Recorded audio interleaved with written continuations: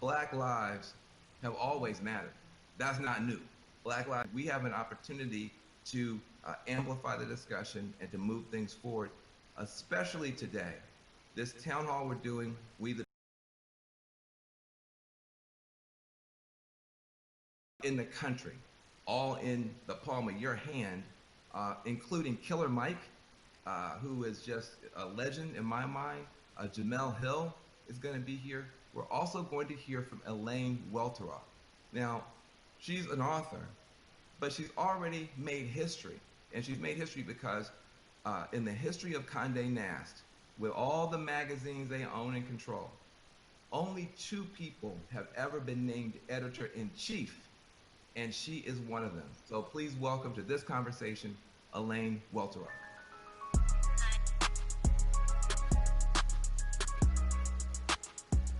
Look, I am so happy that I get a chance to have this conversation with Elaine. I mean, this sister is just bad. She's bad. She's a New York Times bestselling author, award-winning journalist. She's been a judge on the new Project Runway. I mean, she messed with Michelle Obama. She's just bad. So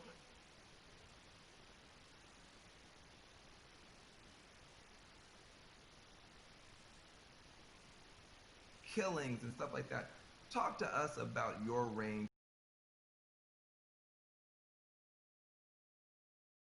around justice. It's been really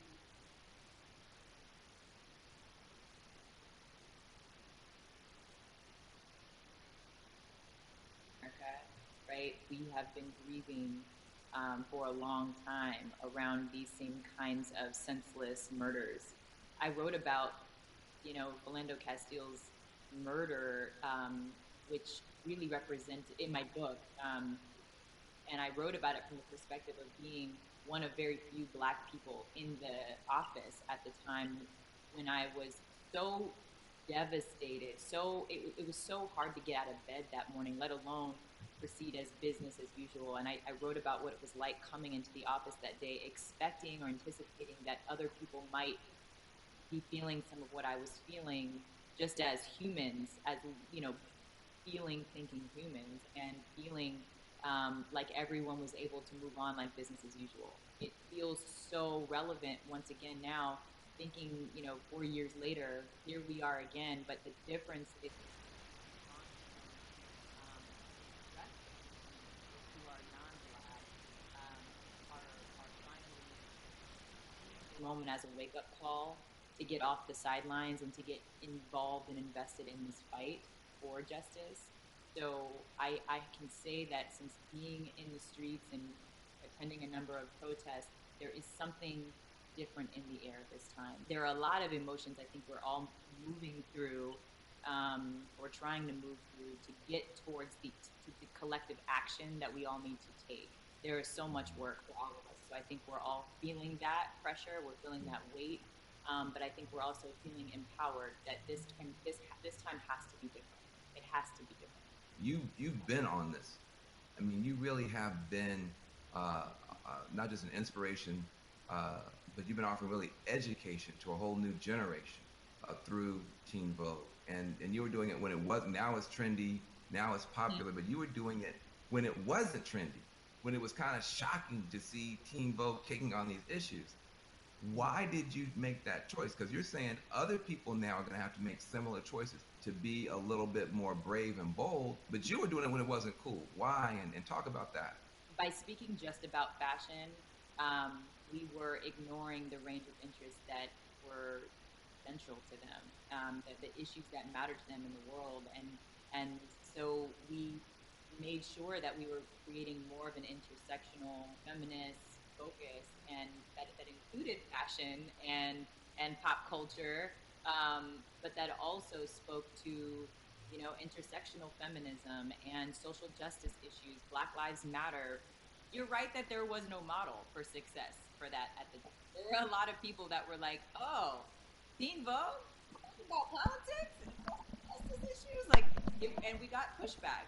Folks thought it wasn't our place, but the reality is that young people have been at the forefront of social justice issues for generations. It was certainly, I won't say scary, but there was an uncertainty about how it would pan out, but we knew that we had to do the right thing, and we felt like we had to be a part of the right side of history. And I'm very proud to say that we have been, and I'm so proud of the team there that's leading that charge today. But you're right in that I think a lot of companies are now confronting that same reckoning of what do we mean now? How do we mean more to our community? How do we right size to make sure that we're meeting this moment and that we Mm-hmm. are on the right.